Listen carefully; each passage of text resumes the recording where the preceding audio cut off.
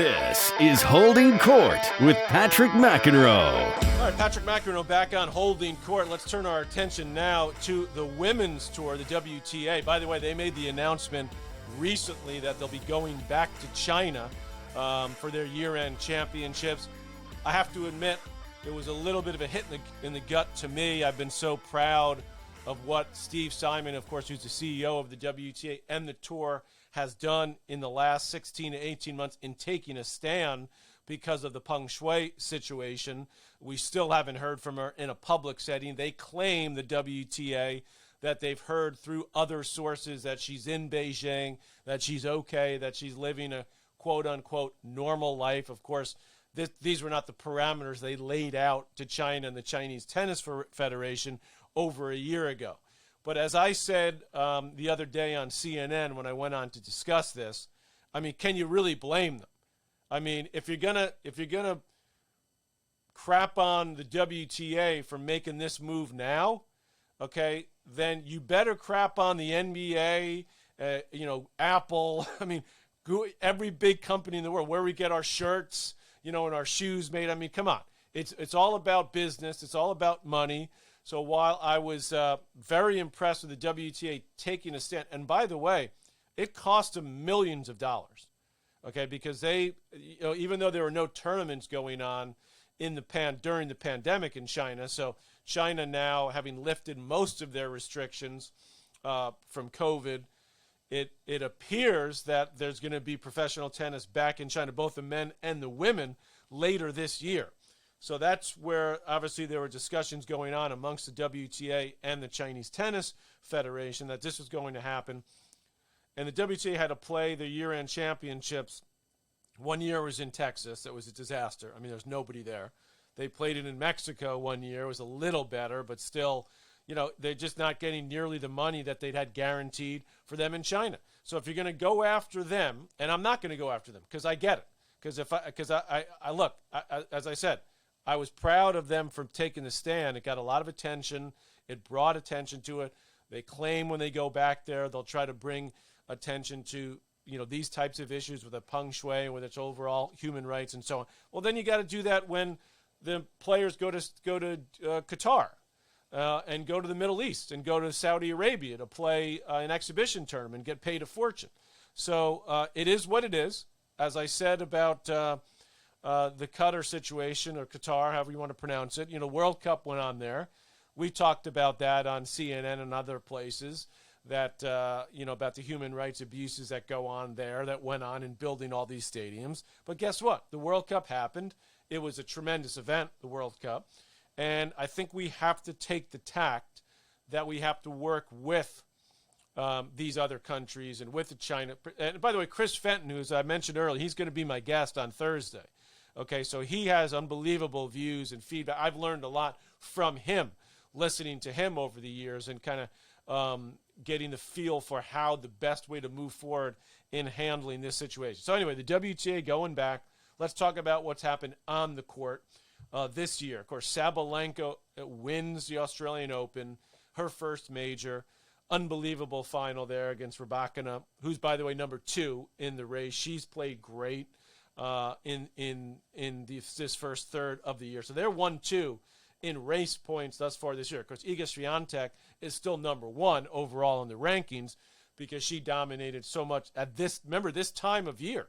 Last year when Swiatek went on that unbelievable run where she won the Sunshine Double, she won every tournament on clay, she then wins the French. So coming into the clay court season, things have turned a little bit. Rybakina beat Swiatek pretty comfortably a couple of times. Kind of just blew her off the court, and Swiatek looked pretty rattled, when she got down an early break. Never really found a way to get in those matches against Rybakina, who's just got firepower from both wings, a big serve.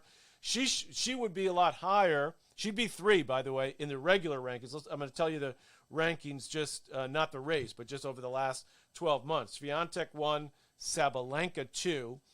Pegula, who's just, rock solid, week in, week out. She's at 3, but Rybakina would be ahead of her if she'd got her points from Wimbledon, okay, which she didn't get after winning Wimbledon. So she'd be solidly number 3, close to 2, in fact, behind Sabalenka and Swiatek at 1. So it was a much bigger lead, let's put it that way, for Swiatek until recently, because both those two, Sabalenka and Rybakina, Pegula's, in the mix there. It's a little bit of a drop-off points-wise for Jabeur, who's at the 4 spot. She just won the tournament in Charleston, beating Bencic in the final there, who had beaten Pegula in a long 3-setter. That's always a fun tournament, an excellent tournament. So now they head over to Europe, and this should be where Swiatek starts to refine her game, okay? And she loves playing on that red clay. She's, just destroying people on that surface. So I'm going to look at the draw, because the draw in Stuttgart is always, loaded. You've got Swiatek, the 1 seed, Sabalenka, the 2 seed. By the way, it's a very small draw over there. It's an indoor tournament, so the top 4 seeds have byes.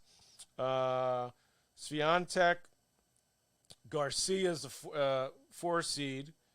You've got Sabalenka, the 2 seed. Krejcikova is not even seeded, and she would play Sabalenka the second round if she wins her first.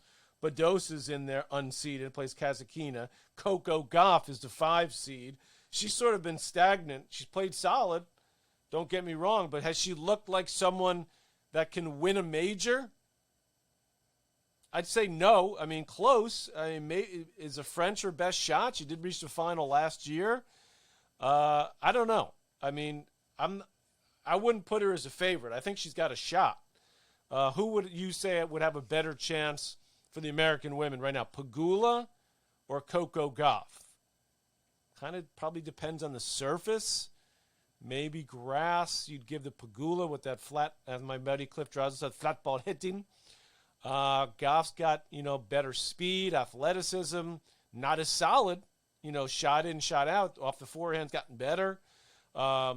Serve has gotten better, but still, when she plays against a big-time player, at least in the last 6-9 months, talking about Coco, Swiatek, was it Rybakina or Sabalenka who played her in the Sunshine Double? I can't remember. You pretty thoroughly outplayed and not really looking like totally she's in there with a shot. So we'll see how things transpire on the clay. I think it's, again, I don't expect Swiatek to have as huge of a lead. I think both Rybakina and Sabalenka much closer to her. Jabeur, where is she at? She had some issues, injury issues. She's, winning that tournament certainly going to help her.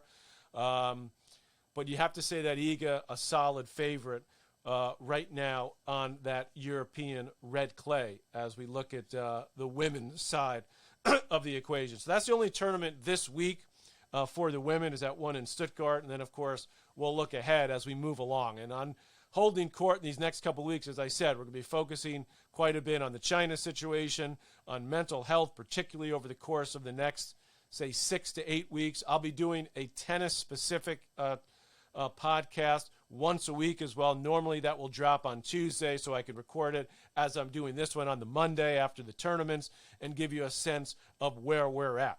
We'll tackle the Wimbledon story as well moving forward as we get into some of the political issues. Those things will come up. And looking forward to it. Looking forward to a great season of Season 4. Thank you all for listening. And look forward to Chris Fenton on Thursday. We discuss all things China and where we go with that situation. Patrick McEnroe here on Holding Court.